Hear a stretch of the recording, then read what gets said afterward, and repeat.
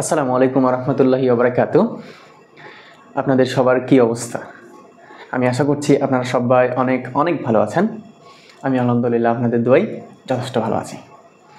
তো আজকের লেসনে আমরা যে বিষয়টা জানব সেটা অনেক সহজ, অনেক সহজ। আজকের এই পড়াগুলো আপনি জানেন। আজকে যে জিনিসগুলো আমরা পড়তে যাচ্ছি এগুলো মানে যখন শুরু করব তখন আপনার মনে হবে যে আপনাকে আমি ঠিক ক্লাস 6-এ নিয়ে চলে গেলাম। মানে যখন হচ্ছে আমাদের প্রথম গ্রামার পড়া হয়, তাই না? প্রথম গ্রামার পড়া হয় কোথায়? ক্লাস 6-এ। এখন তো ক্লাস 3-4-এর বাচ্চারা গ্রামার পড়ে, তাই না? কিন্তু আপনি যে দেখছেন বা আমরা হচ্ছে 6-এ প্রথম গ্রামার শিখছি। তখন শিখছি যে হচ্ছে এটা সেন্টেন্স, এটা ভার্ব, এটা সাবজেক্ট, এটা প্রেডিকেট, তাই না? এগুলো আমরা কোথায় শিখেছিলাম? 6-এ। তো আমার প্রথমে যে বিষয়গুলো আমি বলবো এগুলো দেখে সেটাই মনে হবে যে ক্লাস 6-এর পড়া পড়াচ্ছে। কিন্তু আমি এই লেভেলে এসে কঠিন বিষয়টাকে, মানে এই লেভেলের গ্রামার টপিকগুলো তো কঠিন মনে হয়, তাই না? কঠিন বিষয়টা যাতে সহজ মনে হয় এই কারণে আমি 6-এ নিয়ে যাব। কিছুক্ষণ 6-এ নিয়ে যাওয়ার পরে আবার হুট করে এই লেভেলে নিয়ে চলে আসবো। ওকে, তো চলো আমরা শুরু করি। আজকে আমরা যে বিষয়টা নিয়ে আলোচনা করব সেটা হচ্ছে যে ফরমেশন অফ সেন্টেন্স নাকি সেন্টেন্সেস। আচ্ছা যাক, ব্যাপার না, ক্লাস নিতে যাবো না, তখন বিস্তারিত বলে দেবো না। তো আজকে আমাদের ক্লাসের টপিকটা হবে, ইংলিশে না বলি, ইংলিশে যদি ঝামেলা হচ্ছে ক্লাস নেওয়ার সময় বলি, মানে বাক্য গঠনের প্রক্রিয়া। হ্যাঁ, বাক্য গঠন কিভাবে হয়, একটা বাক্য কিভাবে গঠিত হয় সেটা, ঠিক আছে? আমি আশা করি আপনারা এনজয় করবেন, নতুন একটা বিষয় শেখার পাশাপাশি এনজয় করবেন, দেখতে থাকেন। ওকে, তো চলেন শুরু করি। তো আজকে যদি আমাদের ক্লাসের টপিকের নাম দিতে যাই, তো টপিকের নামটা হবে এই যে এখানে বলতেছিলাম যে কি ফরমেশন অফ সেন্টেন্সেস হবে নাকি সেন্টেন্স হবে, কোনটা হবে? নাকি এখানে সেন্টেন্স হবে, SENTENCE, সেন্টেন্স হবে, কোনটা হবে? আমরা ছোট ছোট বিষয়গুলো একটু জানি। ছোট ছোট বিষয়গুলো যদি ক্লিয়ার থাকে তাহলে বড় বিষয়গুলো আমাদের বুঝতে সহজ হবে। ওকে, তো এই যে যখন আপনি ফরমেশন অফ সেন্টেন্স এটা সঠিক নাকি ফরমেশন অফ সেন্টেন্সেস এইটা সঠিক? আসলে ভাই দুইটাই সঠিক। ফরমেশন অফ সেন্টেন্সেস বললেও ঠিক, ফরমেশন অফ সেন্টেন্স বললেও ঠিক। এখন কথা হচ্ছে কোনটার অর্থ কি দাঁড়াচ্ছে। আমি যেহেতু বললাম দুইটাই ঠিক, হ্যাঁ, যদি আপনি ফরমেশন অফ সেন্টেন্স বলেন মানে এস না দেন, তাহলে অর্থটা দাঁড়াবে হচ্ছে আপনার যে একটি মাত্র বাক্য গঠন কিভাবে হয়। হ্যাঁ, একটি মাত্র বাক্য, যখন আপনি বলছেন যে ফরমেশন অফ সেন্টেন্স, তখন সেটা হয়ে যাবে একটি মাত্র বাক্য গঠন প্রক্রিয়া। আমরা তো জানি একটি মাত্র বাক্য গঠন প্রক্রিয়া, এটা তো সাবজেক্ট থাকে, ভার্ব থাকে, আর হচ্ছে কি অবজেক্ট বা এক্সটেনশন থাকে, তাই তো? আমরা তো এটা নিয়ে পড়বো না, এটা তো আমরা জানি একটি মাত্র বাক্য গঠন প্রক্রিয়া, এটা তো আমরা জানি যে সাবজেক্ট ভার্ব অবজেক্ট বা এক্সটেনশন নিয়ে গঠিত হয়। কিন্তু যদি আমরা সেন্টেন্স শেষ দিই তাহলে অর্থটা কি দাঁড়ায়? তাহলে এটার একটা সুন্দর অর্থ দাঁড়িয়ে যায়, সেটা হচ্ছে যে বাক্য গঠন প্রক্রিয়া। এর মানে এখানে ব্যাখ্যা একটু বিস্তারিত যদি বলি তাহলে বিভিন্ন রকম বাক্য গঠন প্রক্রিয়া, বিভিন্ন রকম বাক্য গঠনের নিয়ম, বাক্য গঠনের নিয়ম। ঠিক আছে, বিষয়টা বোঝা গেল? তাহলে যদি আপনি দেন যে ফরমেশন অফ সেন্টেন্স, তাহলে ওটার অর্থ দাঁড়াচ্ছে যে একটি মাত্র বাক্য গঠন প্রক্রিয়া, মানে একটা মাত্র বাক্য কিভাবে গঠিত হয় সেটা আমরা জানি। আর যখন সেন্টেন্সেস বলছেন তখন অর্থটা দাঁড়াবে যে বাক্য গঠন প্রক্রিয়া মানে বিভিন্ন রকম বাক্য গঠনের নিয়ম বা গঠন, বিভিন্ন রকম বাক্য কিভাবে ফরমেশন হয়। ওকে, তাহলে আমি আশা করি আপনারা এই ছোট্ট পার্থক্যটা বুঝতে পেরেছেন। তো আমাদের দরকার হচ্ছে সেন্টেন্সেস মানে বাক্য গঠন প্রক্রিয়া। ওকে, তো এইটাকে আমরা তাহলে শুরু করি। সেন্টেন্স, হ্যাঁ, তাহলে আমরা এখানে কি লিখবো? SENTENCE, সেন্টেন্স লিখবো নাকি সেন্টেন্সেস? অবশ্যই সেন্টেন্সেস লিখবো, কারণ আমরা এটাকে বিভিন্ন রকম সেন্টেন্স নিয়ে আলোচনা করব। ওকে, তো প্রথমে আমরা সেন্টেন্সটাকে ভাগ করব দুইটা ভাবে, ঠিক আছে? প্রথমে আমরা সেন্টেন্সটাকে ভাগ করব দুইটা ভাবে। এক ধরনের সেন্টেন্স আমরা পাবো, সেটা হচ্ছে সিঙ্গেল ওয়ার্ডেড সেন্টেন্স। ওকে, সিঙ্গেল ওয়ার্ডেড সেন্টেন্স। আর একটা ভাগে পাবো আমরা হচ্ছে মাল্টি ওয়ার্ডেড সেন্টেন্স।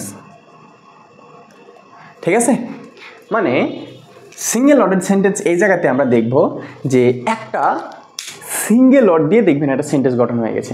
আচ্ছা, যদি বলি যে সেন্টেন্সটা কি, তাহলে সবাই বলবে যে যখন কোনো একটা বক্তার মনের ভাব সম্পূর্ণরূপে প্রকাশ পাবে, দ্যাটস কল সেন্টেন্স, তাই না? হ্যাঁ, ওটাই সেন্টেন্স। সেন্টেন্সের সংজ্ঞা নিয়ে এখন আমি বিস্তারিত আলোচনা করবো না।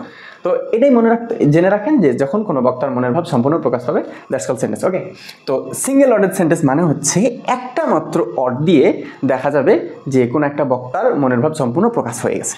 যেমন যদি আমি আপনাকে বাংলাতে আগে বুঝেন বিষয়টা, যদি আমি আপনাকে বাংলাতে বলি যে বন্ধু আজকে সিনেমা হলে শাকিব খানের বরবাদ সিনেমা হচ্ছে, দেখতে যাবি? একটাই কথা, হ্যাঁ, চলে গেল। তাহলে এই যে হ্যাঁ বা এস বললেন, এটা দিয়ে কিন্তু একটা মনের ভাব প্রকাশ হয়ে গেল। দ্যাটস ওয়াই ওই হ্যাঁটা বা এসটাই কিন্তু একটা সেন্টেন্স। আবার যদি ওখানে না, নো, তাহলে নোটা কিন্তু একটা সেন্টেন্স হয়ে যায়, তাই না? তাহলে সিঙ্গেল অর্ডের সেন্টেন্স মানে হচ্ছে যে একটি মাত্র শব্দ দিয়ে দেখা যায় যে মনের ভাব প্রকাশ পেয়ে যাবে। যেমন গো, যাও, কাম, আসো, সরি, দুঃখিত, ইয়েস, হ্যাঁ, নো, না, থ্যাঙ্কস, ধন্যবাদ, তাই না? এই ওয়ার্ডগুলো আমরা ব্যবহার করি না? আসলে এই যে গো বললাম, কাম বললাম, সরি বললাম, ইয়েস, নো, এগুলো দ্বারা একটা পুরো সেন্টেন্স হয়ে গেছে। বিশ্বাস করেন ভাই, একটা মাত্র ওয়ার্ড দিয়েও সেন্টেন্স গঠন পসিবল। তার উদাহরণ হচ্ছে এইগুলা। ঠিক আছে? তো এই ওয়ার্ডগুলোর ফের আমরা মানে স্পেশাল আমরা নাম দিয়ে থাকি। কি নাম? যে ইম্পারেটিভ সেন্টেন্স, তাই না? ইম্পারেটিভ সেন্টেন্স, এগুলোর আমরা ইম্পারেটিভ সেন্টেন্স নাম দিয়ে থাকি, তাই না? আবার এই যে এক্সক্লেমেটরি সেন্টেন্সও বলে থাকি, এগুলাকে এক্সক্লেমাটরি সেন্টেন্সও বলে থাকি, তাই না? এখানে একটা বিষয় লক্ষ্য করেন, আমার যা বোঝানোর কথা সেটা বোঝানো হয়ে গেছে, যে সিঙ্গেল ওয়ার্ড দিয়ে সেন্টেন্স তৈরি হয়, দেখানো হয়ে গেছে। এই যে গোয়ের পরে আমি দেখেন এক্সক্লেমেশন মার্ক বসালাম, কামের পরে এক্সক্লেমেশন মার্ক, সরির পরে এক্সক্লেমেশন, থ্যাঙ্কসের পরে exclamation mark, but yes no এর পরে আমি ফুল স্টপ বসালাম। কারণটা কি ভাই? যদি একটা ওয়ার্ড দিয়েই সেন্টেন্স তৈরি হয় তাহলে সবগুলোর ক্ষেত্রে আপনি এক্সক্লেমেশন দেন না, অথবা সবগুলোর পরে আপনি ফুল স্টপ দেন না। এই কোথাও ফুল স্টপ, কোথাও এক্সক্লেমেটর, এটার কাহিনীটা কি? এটার কাহিনীটা হচ্ছে যে যখন একটা ওয়ার্ড দিয়ে যখন দেখবেন যে হচ্ছে কোনো আবেগ প্রকাশ করছে, হ্যাঁ, বা জোর প্রকাশ করছে, মানে জোর দিচ্ছে, সরি এটা জোর, বা হচ্ছে তীব্রতা প্রকাশ করছে, ঠিক আছে, তীব্রতা বা অনুভূতি প্রকাশ করছে, তাই না?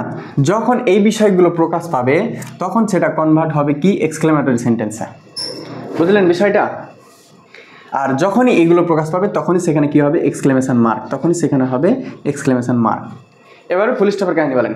ফুল স্টপের কাহিনীটা হচ্ছে যে তুমি কি মুভিটা দেখতে যাবা? হ্যাঁ, জাস্ট একটা সিম্পল স্টেটমেন্ট। যখন দেখবেন যে সরল স্টেটমেন্ট প্রকাশ করছে, কি? সরল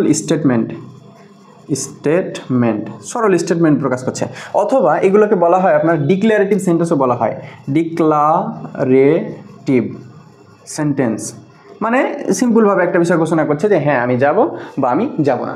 তো এই যে ইম্পারেটিভ, এক্সক্লেমেটরি, সরল স্টেটমেন্ট, ডিক্লারেটিভ, এগুলো নিয়ে আমি আলোচনা করবো। Just simple single order sentence. Okay, fine হলো। এবার আমরা মাল্টি অর্ডার সেন্টেন্সে যাই। মাল্টি অর্ডার সেন্টেন্স মানে হচ্ছে একাধিক শব্দ নিয়ে সেন্টেন্স। তখন সেটাকে বলবে কি? Multi order sentence. যেমন she is my best friend, FRIEND, best friend. সে হচ্ছে আমার সেরা বন্ধু। অনেকগুলো সেন্টেন্স, অনেকগুলো অর্ড দিয়ে একটা কি হয়ে গেছে? সেন্টেন্স বা মনের ভাব প্রকাশ করছে। দ্যাটস, এটাকে বলছে কি? Multi order sentence. এখন কথা হচ্ছে যে এই মাল্টি অর্ডার সেন্টেন্সকে আমরা আবার দুইটা ভাগে ভাগ করতে পারি। হ্যাঁ, একটা হচ্ছে যে উইথ ভার্ব। কি ভাই? With verbs. আচ্ছা, ভার্ব হবে না ভার্বস হবে? অবশ্যই এখানে ভার্বস হবে, কারণ ভার্ব বললে শুধুমাত্র একটা ভার্ব দিয়ে সেন্টেন্স গঠন করা হয়ে যাচ্ছে। ভার্ব কি আমাদের একটা? ভার্ব তোমাদের অনেকগুলো। দ্যাটস এখানে হবে ভার্বস, উইথ ভার্বস। হ্যাঁ, একটা আমরা পেলাম হচ্ছে কি? With verbs. আর আরেকটা হচ্ছে ভার্বলেস। ঠিক আছে? এই মাল্টি অর্ডার সেন্টেন্সকে আমরা দুইটা ভাগে ভাগ করছি, একটা উইথ ভার্বস, একটা হচ্ছে ভার্বলেস। তো উইথ ভার্বস নিয়ে আলোচনা করি। তাহলে বুঝতে পারছেন যে ভার্ব সহযোগে, ভার্ব সেন্টেন্স তৈরি হতে হলে অবশ্যই সম্পূর্ণ ভাব প্রকাশ করতে হবে। ভার্ব সহযোগে মনের সম্পূর্ণ ভাব প্রকাশ করতে হবে। উদাহরণ যদি দিই, হি রিডস আ বুক, সে একটা বই পড়তেছে। We are going to going to Dhaka, আমরা ঢাকা যাইতেছিলাম। This place is very beautiful, very beautiful, তাই না? বলতে পারি না? তো এই যে এখানে দেখছেন আমার রিডসটা হচ্ছে আমার ভার্ব, আর গোয়িংটা হচ্ছে আমার ভার্ব, ইজটা হচ্ছে আমার ভার্ব। তাহলে মাল্টি ওয়ার্ডেড মানে একাধিক ওয়ার্ড বিশিষ্ট সেন্টেন্সগুলো দুইটা প্রকার, একটা হচ্ছে ভার্ব সহযোগে, একটা ভার্বলেস। ভার্ব সহযোগে দেখলাম যে ভার্ব থাকবে, এই যে রিডসটা হচ্ছে ভার্ব, আর গোয়িংটা হচ্ছে ভার্ব, ইজটা হচ্ছে ভার্ব। এই সেন্টেন্সগুলোর আমরা এক্সটেন্ডেড নাম দিই কি? এগুলো অ্যাসার্টিভ সেন্টেন্স, এগুলো অ্যাসার্টিভ সেন্টেন্স। আবার অ্যাসার্টিভ সেন্টেন্সগুলোর ভিতরে তুমি ভাগ করি যে এগুলো হচ্ছে অ্যাফার্মেটিভ, মানে হ্যাঁ বোধক, অ্যাফার্মেটিভ, অথবা এগুলোকে ভাগ করি নেগেটিভ, নেগেটিভ, বা ডেসক্রিপটিভ, বর্ণনা বোঝাচ্ছে, ঠিক আছে, ডেসক্রিপটিভ। যাক, এগুলো নিয়ে আমার আলোচনা না, জাস্ট সিম্পল ভার্ব সহযোগে গঠিত হয়। ওকে, সহজ, একটু ওয়েট, আমি এখান থেকে কঠিন একটা জায়গায় যাব, একটু ওয়েট, দেখতে থাকেন, হ্যাঁ, সহজ বলে স্কিপ করেন না। ওকে, তাহলে উইথ ভার্ব সেন্টেন্সের বিষয়টা গেল। এখন আমরা ভার্বলেস মানে হচ্ছে ভার্ব ছাড়াই সেন্টেন্স গঠিত হবে, ভার্ব ছাড়াই মনের ভাব প্রকাশ। এটা কেমনে ভাই? ভার্ব ছাড়াই মনের ভাব প্রকাশ কি করা যায়? হ্যাঁ, যায়।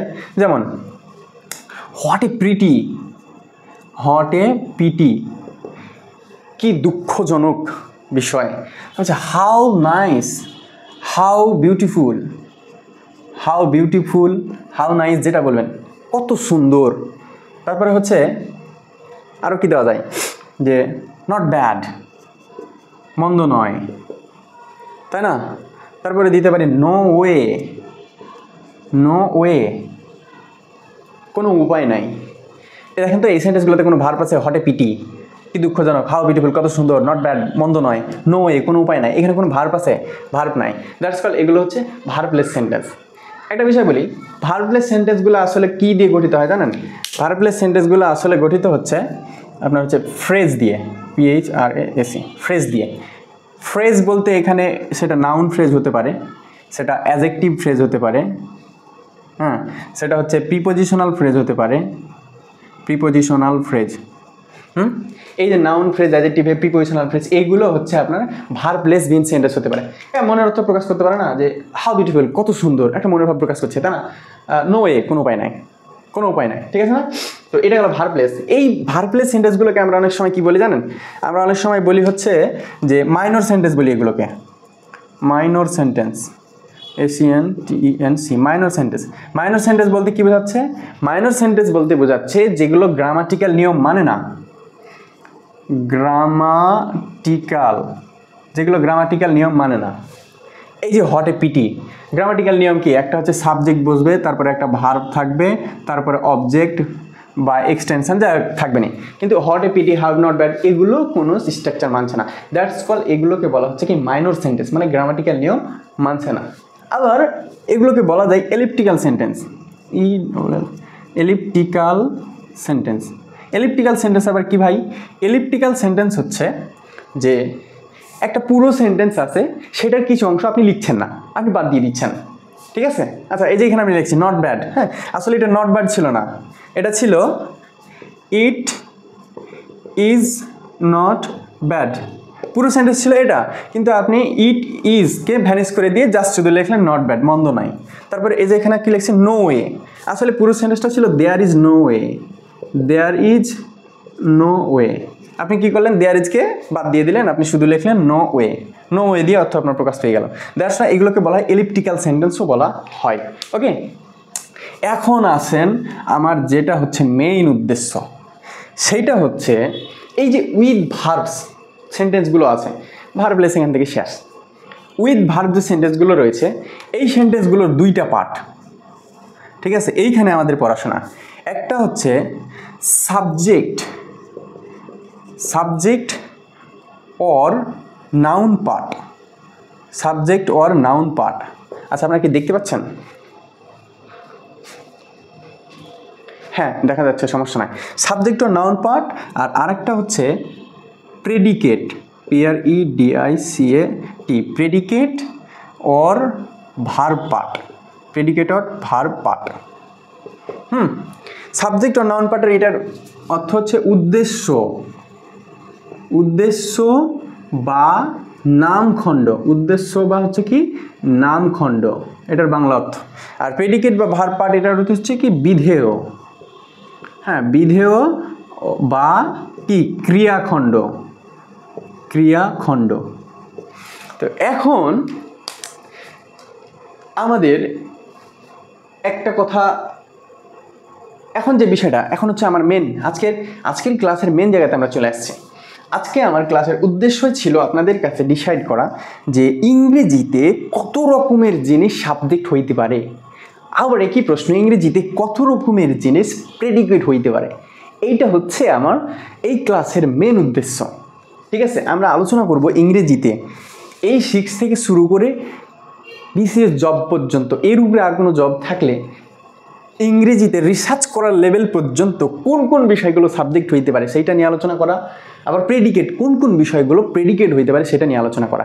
ঠিক আছে, তো এই বিষয়টা নিয়ে এখন আমি আলোচনা করব না, আপনারা যেটুক এখান পর্যন্ত আলোচনা করলাম, এখানে কোনো প্রশ্ন থাকলে অবশ্যই বলবেন।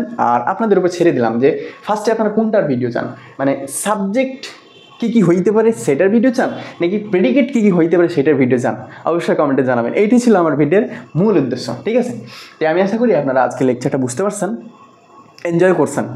দেখা হচ্ছে আপনাদের কমেন্ট অনুযায়ী যেই বিষয়টা চাচ্ছেন সেই ভিডিওতে আগে। ঠিক আছে, আমি দুটো নিয়ে ভিডিও দেবো, বাট আপনি যেটা আগে চাবেন সেটা ভিডিও দেবো। ওকে, তো দেখা হচ্ছে নতুন কোনো ভিডিওতে, হয় সাবজেক্ট নিয়ে অথবা প্রেডিকেট নিয়ে। সে পর্যন্ত সবাই ভালো থাকবেন, সুস্থ থাকবেন। আসসালামু আলাইকুম।